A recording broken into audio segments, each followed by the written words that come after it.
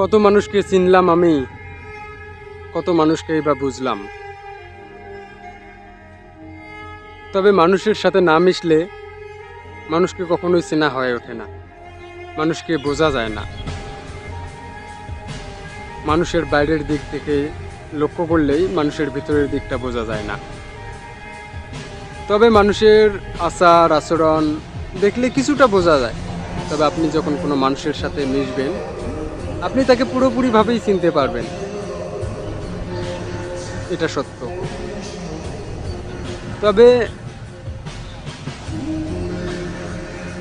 মানুষকে আপনি যতই চিনবেন ততই বুঝবেন।